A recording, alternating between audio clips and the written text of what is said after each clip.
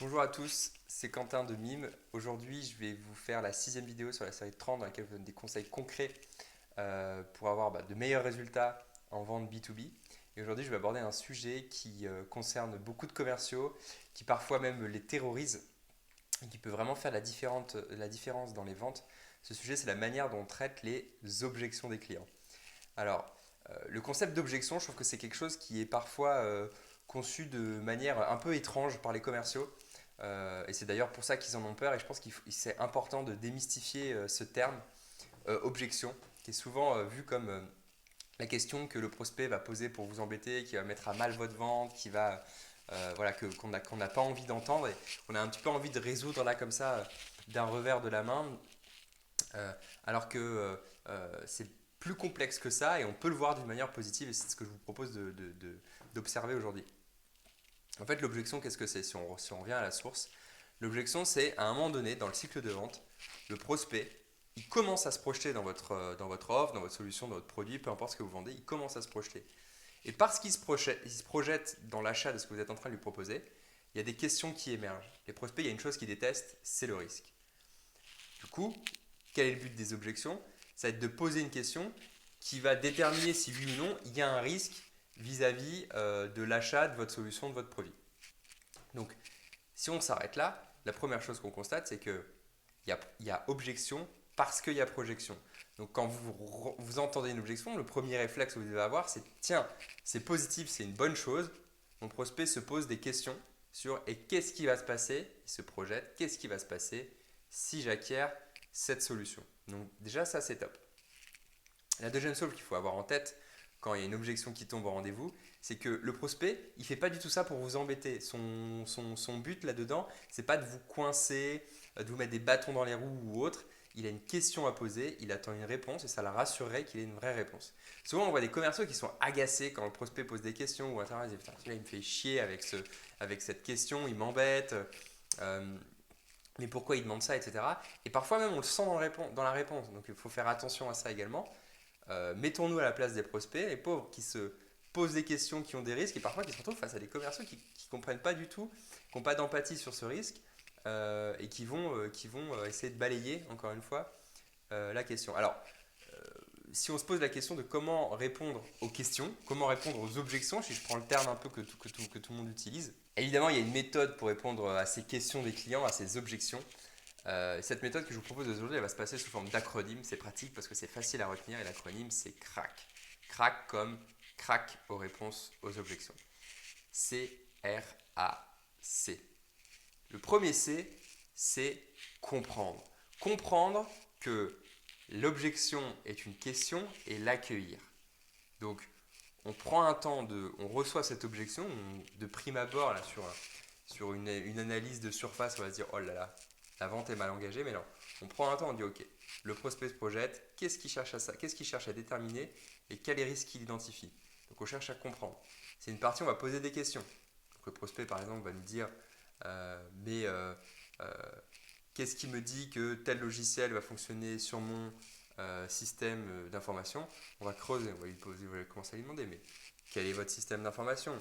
Est-ce que c'est quelque chose est-ce que c'est un problème que vous avez déjà eu auparavant? On va essayer de creuser, de comprendre. C'est le premier C de crack. La deuxième lettre, c'est le R. Et le R, ça consiste à reformuler. Maintenant que vous avez compris, c'est une excellente chose, mais il faut que votre prospect, il perçoive que vous avez compris. Vous ne pouvez pas garder ça pour vous. Bon, ok, c'est bon, j'ai compris. Donc vous faites valider ou vous reformulez. C'est quelque chose de très courant quand on fait du commerce en B2B.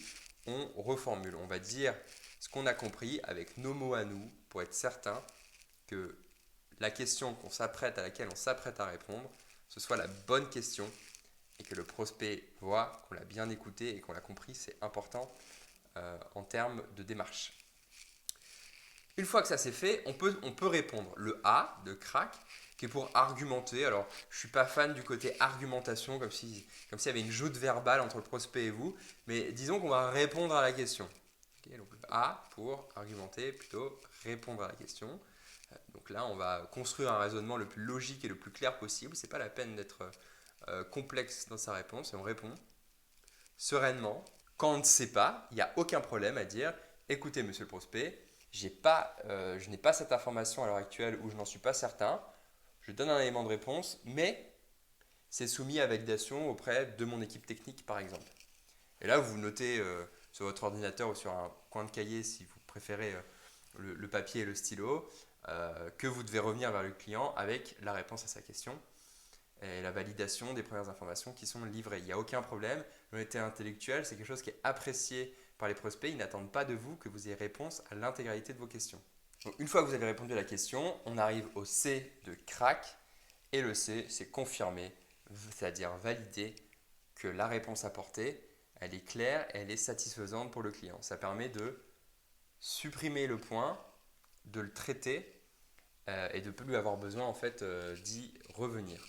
Donc, si vous ne le faites pas, le problème c'est qu'il y a certains prospects qui ne vont pas, on va dire, insister pour plein de raisons possibles sur la réponse à cette question. Et ils vont garder un espèce de goût d'inachevé ou toujours cette notion de risque ou cette non-réponse en eux.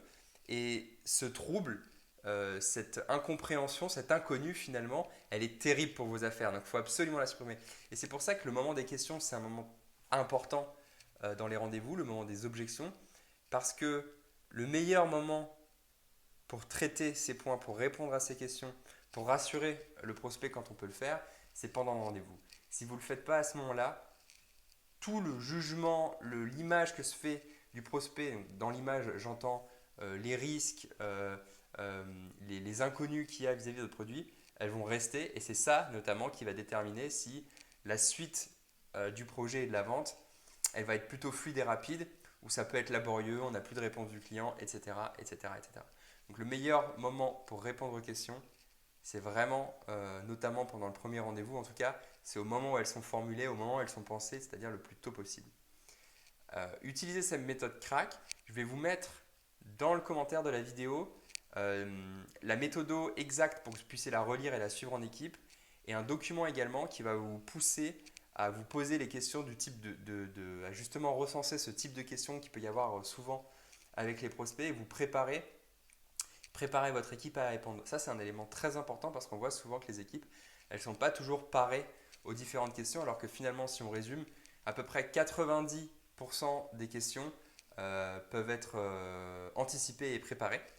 C'est dommage de passer à côté de ça parce que ça simplifie quand même les rendez-vous et ça augmente d'autant votre efficacité commerciale. Donc il ne faut pas s'en priver. Je vous mets le modèle dans les commentaires. Voilà, j'espère que ça vous a aidé et je vous retrouve demain pour la vidéo numéro 7.